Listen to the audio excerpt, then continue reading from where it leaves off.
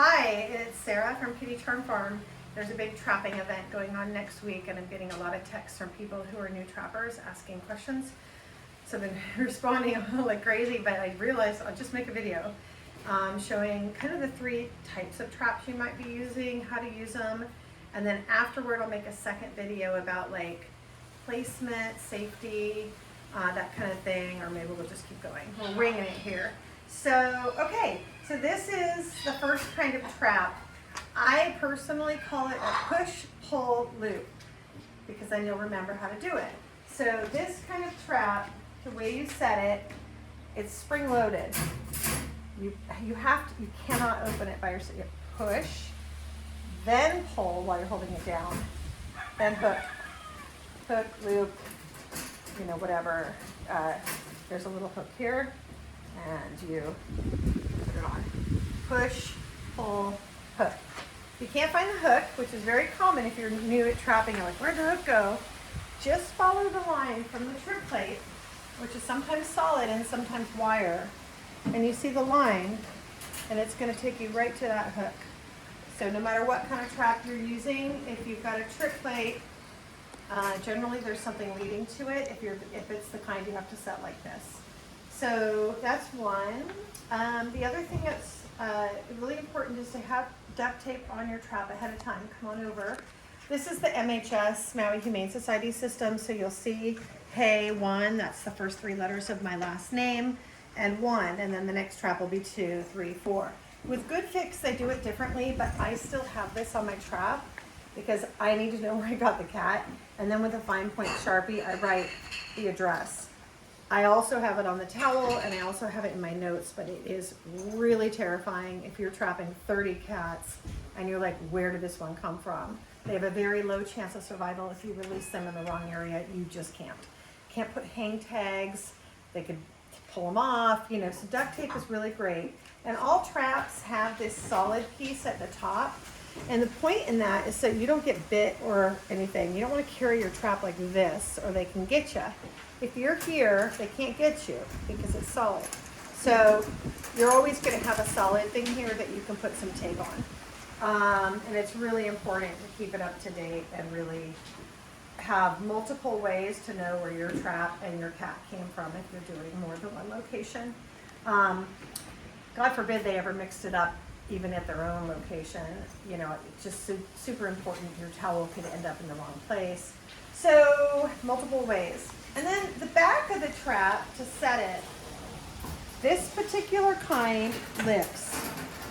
It has a little loop that goes over that.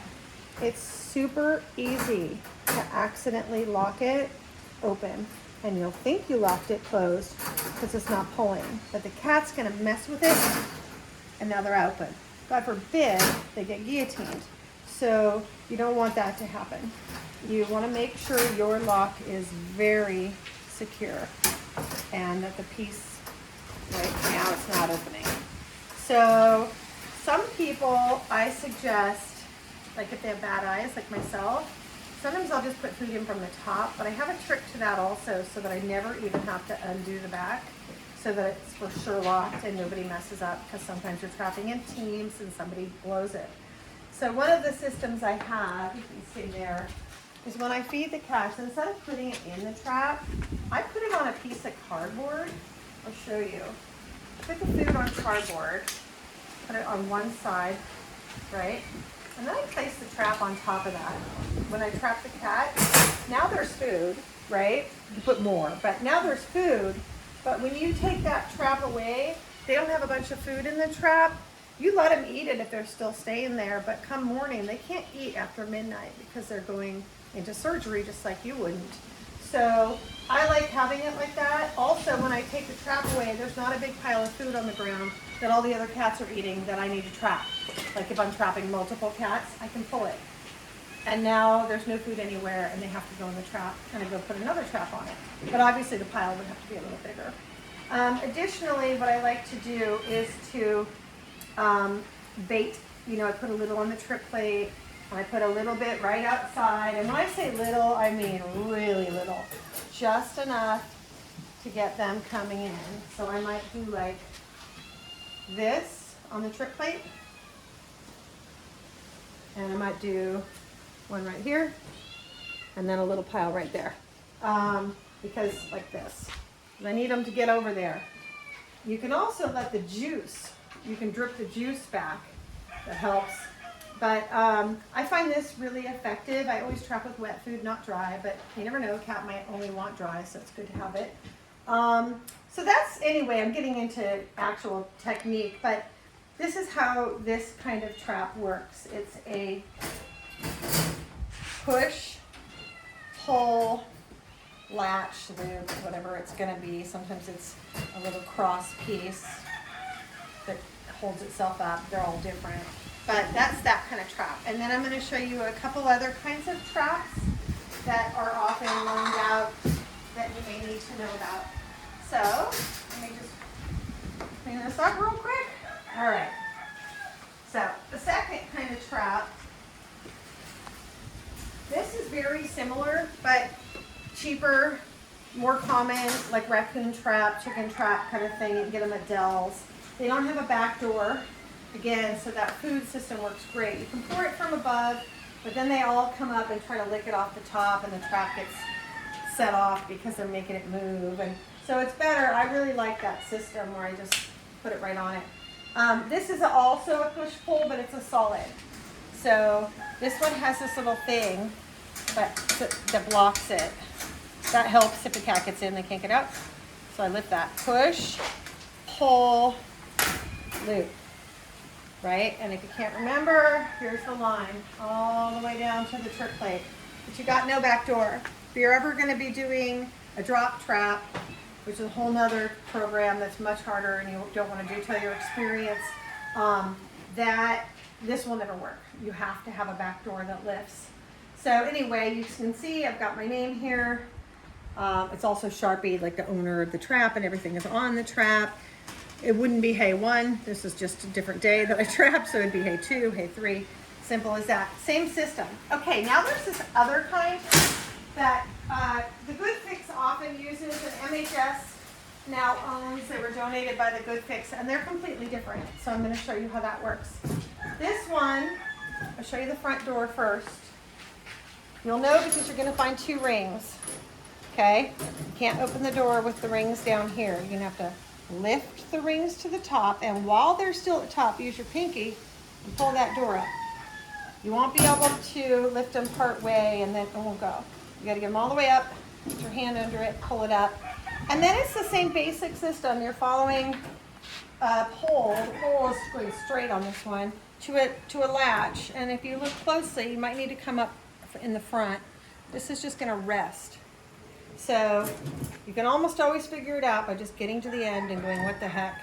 So come on really close. So it's 2 like L-shaped pieces that rest on each other. And it's a little bit hard. Like you might be like, why isn't it working? And is it, you know, just kind of use your mechanical brain and figure out what needs to happen to get that to stay. Those are the main traps though. You probably won't run into anything else. On this one, the back door is different. The back door, I like this kind. I don't like it when it's tiny and you can't see it like I showed you just a minute ago. This is the back door. Just because this is on it doesn't mean it's locked. Cat could lift it up, no problem. This needs to go over right here, both pieces. Now, they can't lift it. Even if it's like that, they can't lift it, right? They can get it like an inch.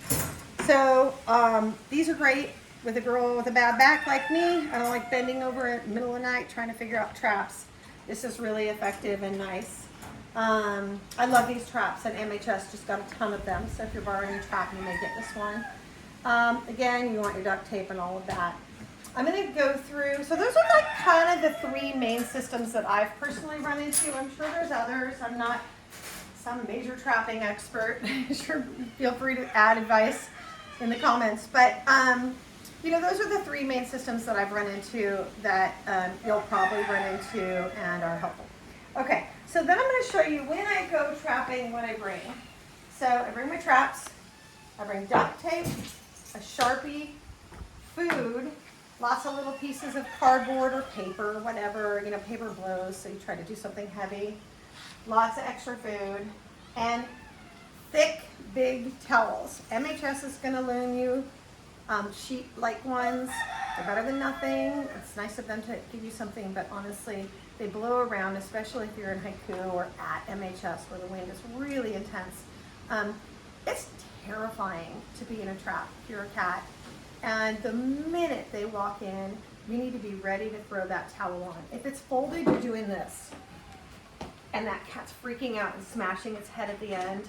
You want that towel, like if I'm trapping a cat, and let's just say the trap is right here, I'm gonna stick this towel like on a tree right here or a rock, or I'm gonna hold it like on my neck open so that I can walk away, the cat can go in the trap. That's a nice silent one. They usually don't even know it closed. The other ones are really loud. And I'm gonna run up, and the goal is to cover the ends, okay?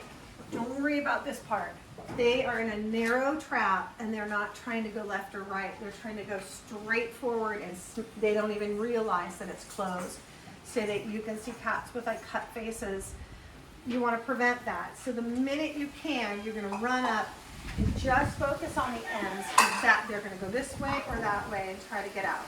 So if it's like this, don't worry about it. Just get these ends closed and then deal with that. And once you got the kitty, you need to make sure that they're unfixed. On Maui, we're tipping the ears. They're gonna have a little, top of their ear is gonna be cut. So I'll show you one really quick. I think most people have seen this, but Piglet, can I borrow your ear? Piglet, oh, I squirted Piglet, okay. Nothing like a video. Okay, come here, you big goofball. Ah! Okay, maybe I shouldn't have done that, but it's okay. Gotta have a laugh. Piglet. Okay. Good God, Piglet. All right, maybe I'm trying to think who else I recently fixed. I'll get her. We may have to edit. Oh, she's in the trap. Who wants to see a cat get trapped? She's in the trap. Go ahead, Piglet. Step on it. That's a great idea. Let's show them how it works. Come on, Pig. Show them how it works. Come on. Come on. Good girl. We just trapped the cat. There you go. Ha. So that's how simple it is, right? Piglet's a pet. This is actually a good example. Piglet was raised by me. She's not freaking out. She's not hitting her head. It's a good way to know whether or not you've got somebody's pet or a kitten that, or a feral cat. So, come here, Pig. I will show you. This is Piglet and Squirt. Only one of them has been fixed because only one of them made weight. Squirt has 2 full ears. Piglet has 1 blunt ear. You see that? That's how you know the difference. If I trap a cat with a fixed ear, and I've never seen it before, and it acts like a pet, I'm gonna take it in and get it scanned in case it's been dumped by a mean neighbor or something, because that happens a lot in Hawaii. But if it's feral and it's freaking out, I just let it out, right? Because it's already been fixed and it's highly likely supposed to be where it is, hopefully. Hi, Lucy, maybe you can make some more noise. Okay, so it's gonna be a long video. So those are the things that you need. You need your towel, your duct tape, your Sharpie. Immediately put the location. You can put the color of the cat. MHS doesn't want that. This is for you to make sure that they put the right cat back in the trap, which they've never done wrong for me, but I'm just saying I'm always super careful. I'll put a little tiny Sharpie, Great Kitten, you know, Kuliki Road or whatever. And then, so those are things you have to have. These are the things that you might want to have that I find helpful. One is these envelopes that hold paper. As you can see, a cat tried to attack it, but they can't really get it. So if you need notes to somebody helping you, do not feed on this day because they're going in for surgery. It's a big, nice note they're going to notice. You could also put the address and everything, but I still highly recommend that it's on the trap on duct tape. I like lots of backup plans. Dishes. If you use dishes in a trap, it can block the trip plate and it won't shut. So I don't like doing it. Some people do. Personally, I like bringing a couple dishes because if I've got my mind set on a certain cat who's maybe hurt or I just need one left and everybody else is fixed, you can put food out on cardboard or dishes for the other cats so that they go the heck away and you can get the cat you want because they'll just keep going in sometimes. Or I like to bring extra traps. So if there's a chicken or a mongoose or a persistent cat that does not care if you trap it 200 times and they keep getting in the way, I just trap them. Put a towel over them, stick them behind my car, keep on moving. Now they're out of the way. Now I can trap the cat I want. I tend to bring an entire van load of traps, even if I'm trapping like 2 cats, because I'll just trap everybody if I have to get the one that's hurt or whatever you need to do. Okay, so that's dishes. Flashlight. If you don't have great eyes, bring your glasses and a flashlight. Sometimes you're trapping really late and you need to see the color of the cat. You need to see the ear. Again, if you're checking the ear, pick up the side of the towel, not the end, or they're going to run to get out again. So flashlight is helpful. Also, you never know, somebody might seem hurt or whatever. Catnip. I don't do this very often, but a lot of people swear by it. If you have a cat that can go in and he reaches over the droop plate and eats the food because he's learned, has been trapped in the past, maybe he's injured and you're getting him for a different reason, those cats are such a pain. But I'm told that if you put this on the trip plate, because you know so many cats just drop and roll, so they drop and then their weight hits it and now you got the cat. So it can never hurt to have a little catnip, but I wouldn't put it outside personally because I think they'd roll around and move the trap and then it closes and now they're onto you and they're scared of the noise or whatever. So if I did it, I would only do it on the trip plate. I like wearing a fanny pack. In Hawaii, sadly, it's really dangerous sometimes to trap. The most dangerous locations I always seem fine at, the few times I run into somebody crazy, is just on a residential street at 4 in the afternoon and I'm not trapping their cat and I'm not on their property, I'm just grabbing a kitty to get it fixed. And they're mad at me because they hate cats. So I'm like, right, so we're gonna get rid of that problem by not having more cats. And they'll still freak out. Where are you gonna release it? You just tell them, oh, I'm taking it to a sanctuary. You just say whatever you have to say. But, you know, you can re-release it in the same location. You can try to have a good conversation with them, but some people are crazy. I like to have this on me because I have my cell phone and my mace ready. I put my mace around my neck with a long enough string that I can reach out and get them without getting it near me. And a scanner. Like if you get a Piglet, they just walk in and they're like, I don't care if I'm in a trap. It's probably a pet. Then in that case, as long as you're in the same location, you could reach in and try to scan them. Or you can flip the trap on its side and they're like this and you can sometimes get a scan from outside the trap. I also have a wand scanner. Most people don't have these, but I'll show you it. I can put this scanner, hold on. That one. I can put this scanner in the trap without the cat getting out, right? So I can have the back door here and I can get that in and get it over his neck.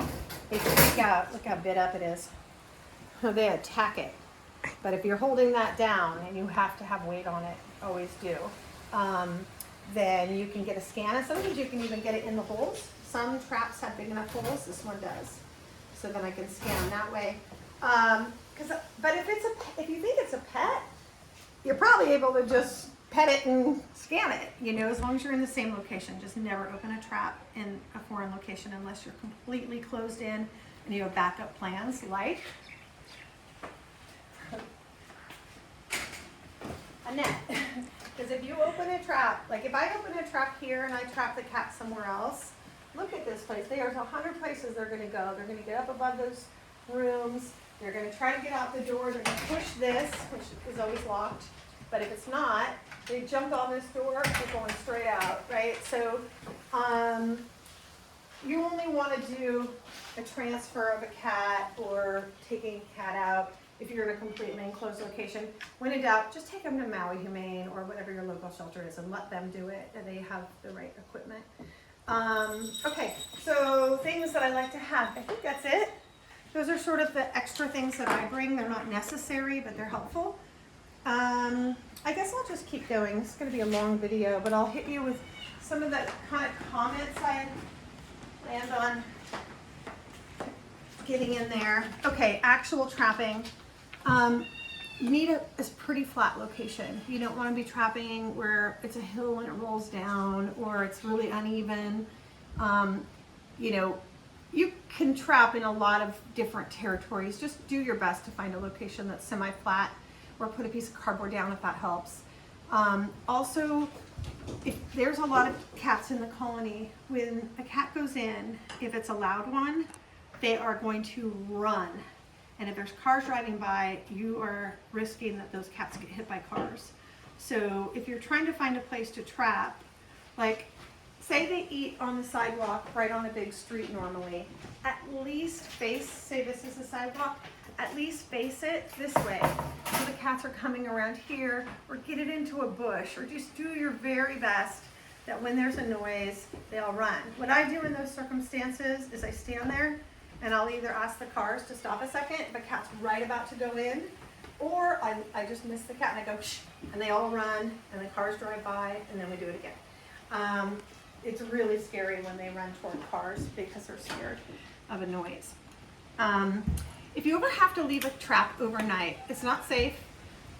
It's not the best scenario. You know, God forbid they got their tail stuck or something. I've never seen that happen, but I've heard about it.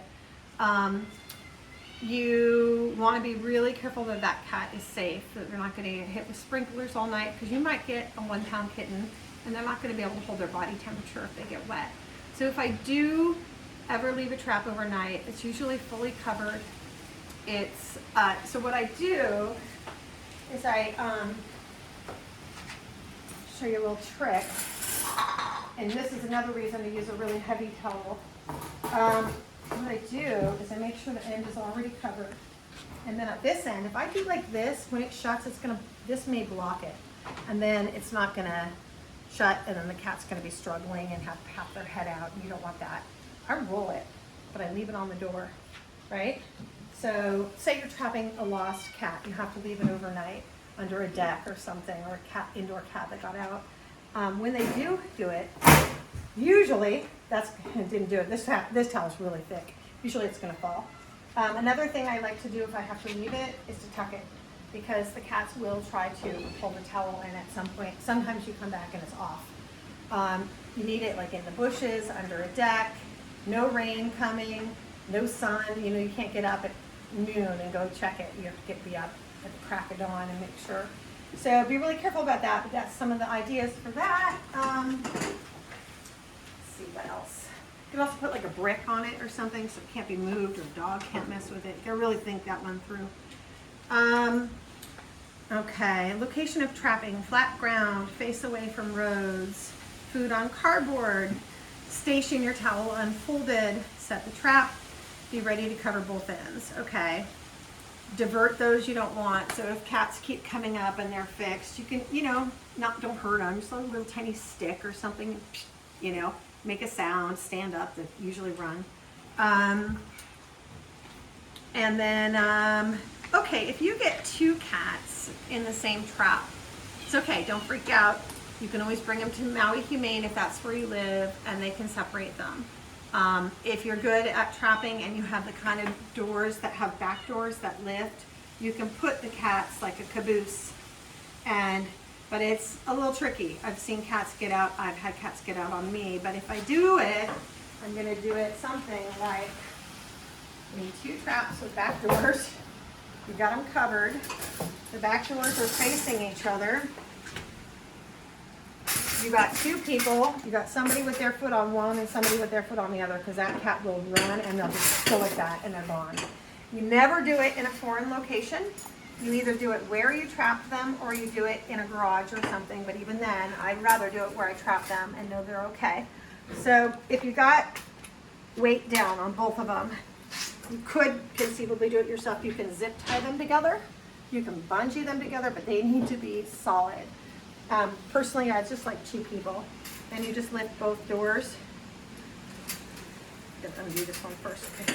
And you just lift both doors, and they're going to run through. But you see how easy it is that they could, now all my hands are getting used. So, and then once one of them is out, you drop it, and then you drop the other one, and you pull them apart and you relock them. And then you're gonna have a towel over the one where the cats are. And as soon as they see that they can run out, one of them's gonna go that way. You pull it up, right? So if you start moving the towel, they're gonna try to get out. I don't know if that made sense, but hopefully you're following me. If you get tiny kittens that are too small, they're safest with their mom. So if they have a mom around, which they probably do, they have nice big bellies, you're better off probably releasing them, or you put them all in one trap or a carrier and you set the other trap. So say the kittens are in here. I set this trap and I try to get mama, right? Again, it's like that caboose thing.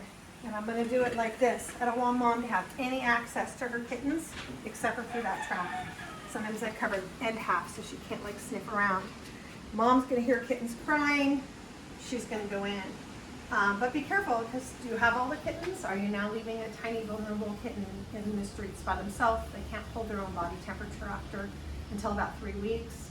So you gotta really think this through, but you can get a mom by baiting her with kittens. You put food in also, but she's gonna go in there at some point to go find her kittens, and now you've got them all. Let's see, move on. Other things that may come up. Once you catch them, cover the ends, move them away from the trapping location if you're getting more cats. You do not want them to be making a ruckus or meowing or whatever. It's going to scare everybody away, so go put them in your car if it's not too hot, or you put them under your car or whatever. Using the safe handle from the top, never carry it like this. You get really bit. Check to make sure they have an ear tip. You're gonna, you never trap without a plan. Super important. So where are you taking the cat afterward? Are they going straight to the vet because they're hurt? Do you have a vet appointment? Are you gonna get hit with a $300 emergency fee? Make an appointment before you trap. And if you have to cancel it, at least on Maui, these vets are so relieved when you don't show up. They're usually totally cool. And I tell them, hey, I'm gonna be trapping. I can't guarantee I'm gonna be there. I'll call you the minute I know. And I do. And they're usually like, yeah, no problem. We have a wait list. So, you know, make a bunch of, I've made appointments. I've called and said I want appointments Saturday, Sunday, Monday, Tuesday. And I'll let you know which ones I'm going to cancel, well, you know, beforehand. And then I'll try to trap a cat every night. And then I'm ready without this $300 fee. So that's, you know, what's the plan? Where are they going? You can't leave them in the bushes. You got to take them. Okay, we now have a cat, a narcoleptic cat asleep on a giant cat toy. She's up. She's up. So where are they going? Are they, you know, they're going back to your house. I don't leave them just outside. What if a dog ran up to them or one of my cats bullied them? So I bring them in my garage, or I put them in a catio, line them up, number them, make sure all the towels are right, do my paperwork before I get there because it's so exhausting trying to do it and the wind's blowing, and, you know, just do it all in advance. You can ask Maui Humane for paperwork in advance and we'll give it to you so you can have it all ready.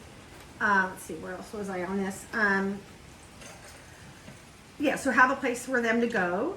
You know, you have to drop them in the morning. Usually you pick them up in the afternoon, and then they need to recuperate. This is a little bit of a sensitive topic if you're watching this around Good Fix. The last time I trapped for them, they said release cats same day. Now, I was on a trapping team, and we were trying to do really huge numbers, 1,000 cats, and there was just a few of us doing it. So I understand, because they need the trap again, and they're dealing with huge numbers and saving so many lives. Personally, I don't like to release a cat the day they're trapped, unless they're lactating and they have babies in the field and we didn't know it, and we need to get them out quick so they can feed their babies before they die. So if they're lactating, they'll tell you. Typically at Maui Humane, you're going to get a big sticker on your towel. Or on your paperwork. Always look at your paperwork before you drive away, because you may need to go drive right back to the trapping location and let that kitty go. And also sometimes it says this cat needs to go to a vet immediately or something like that, and you don't know that till the next day when you're taking them out of the trap. That's no good. So always check your paperwork. And let's see, where else was I? Oh, bringing them home. Yeah, so I bring them home and recoup them. Another thing that's a sensitive topic is age or size of cat. Maui Humane would like those cats to be at least 3 pounds. That's safest. Good Fix says we can fix them at any size. You know, I don't want to fix a 1 pound kitten. It doesn't feel right to me. you know, get a cage on Craigslist and keep them in your garage or your bedroom or your bathroom or wherever until they're ready, or just don't trap them until you're ready. All of these kittens right here were trapped at less than 1 pound. And I'm not gonna do that. You know, I'm not gonna go take them in at 1 pound and pray they make it and release them that night or even the next day. Because, you know, I've had pet cats get infections on their stitches or whatnot. So I just keep them in a cage, and hopefully I socialize them and find a better outcome for them. And if I don't, then I'm gonna go re-release them when I know for sure they're well. Fix them, wait a week, then I let them go. Not everybody can do that. I know it's a tough topic, but you know, maybe work with somebody. Go, I'll do all the trapping if you'll do all the recouping. You know, and like you go out and trap everybody, and they just do, you know, a garage full of kittens. So try to work with your, you know, other people in your community and see who can and can't do certain things. Some people's husbands don't want them to have cats in the house. Other people have the ability to do it. So, okay, there's that. Then when you release them, okay, so after the surgery, you give them a little bit of food. I just drop it in from the top of the trap. I put the cardboard down again so they don't have to eat dirt. You just put it on some cardboard, or you put it on the cardboard, put the trap on it. And cover them and keep them in a rain-proof, sun-proof area to recuperate. I give them a giant dinner later that night and a giant breakfast. And I send them on their way after they've eaten their breakfast. If they're not eating by breakfast, sometimes I'll watch them. I'll try to make sure everything seems okay. Sometimes I'll release them because I think they're just not eating because they're in a trap. It's hard to know. You're doing your best. Hopefully you're doing the right thing. But pay attention to those things because they may point to something else you need to be aware of. Let's see. You might want to take a picture of the cat with the paperwork next to it so you know which number goes with which cat later. If that's colony, you know, feed or whatever, you'll know who's who if you get a call that somebody's hurt. Let's see what else. I'm almost done. Tough cats. Cats that are really hard to trap. You can drop trap. It's almost always effective. Another thing I like to do is place, if it's at somebody's home, like currently I'm trapping at a guy's house. He has 5 traps. I zip tied them all open, and he is exclusively feeding those kitties all this week, only in the trap. So they may get kind of hungry, and it may take 2 days, but at some point they're going to go in that trap and eat, and it's not going to close, and they're going to feel much safer about that trap on the 19th when he cuts those zip ties and everybody's in there, and I get everybody I want in the same night. So that's a really effective way to do it if you're in a circumstance where you can leave traps. And then I'm going to trap them in the exact same location. I'm not going to move anything. Talked about size of kittens. Okay, so let's talk about, a lot of people are like, I don't know, 4 weeks, 8 weeks, a pound, 3 pounds, they're not really sure. So I'm just going to show you some kittens and tell you their weight and see if that helps you. I try to tell people that if they're the size of like a can of Coke on its side, they're probably a pound or less. So let's see. Can I borrow a kitten, please?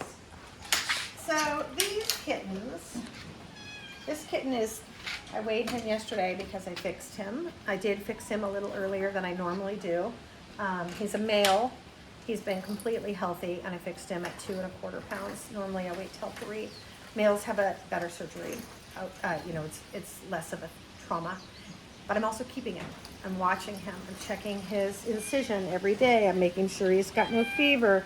So I feel okay about it. I would never trap a kitten this size and release them the next day if I wasn't able to keep an eye on them. So he's staying with me, and then he's getting exported to Seattle. Bye, I'm gonna have a great life. Okay, this kitty is 2.2 pounds. I wish I had a Coke. Oh, we do. So pretend it's already open, so I can't put it on its side. But pretend that can is on its side. This kitten's 2 pounds. A 1 pound kitten is going to be about, well, a little bigger even than this can of Coke, if that helps you any. But you can see he's taller than it, right? I do have kittens that are under a pound. Hold on, I'll grab one. Forgot, I just got them last night. Again, to fix, but no way am I doing it this soon. These guys are a little feral. I'll take the one that's the least shy. It's okay. All right. Here you're looking at probably about a 1 pound kitten. It's okay, sweetie. hold them by the scruff because they can go, they're gnarly at this age. We'll weigh them, let's go see. So maybe it's a little bigger. So I got a scale. I'm gonna turn it on. I'm gonna zero, this is just a baby scale. You can probably get it on, Amazon for $40 and you can get it on Craigslist for $2. Zero it out, place the kitten, and this kitten is 1 pound 5 ounces. Okay, so this kitten is not quite 1.5 pounds. So in my eyes, way too small to fix. Some places will, some people won't. But that gives you kind of an idea of sizes. Those kittens are getting closer to 3 pounds. They're about 2 3/4. So hopefully that helps you. And this video is way too long. I think that's about all I wanted to say. There's a lot of information, and if you just learned how to set the trap, great. Thanks.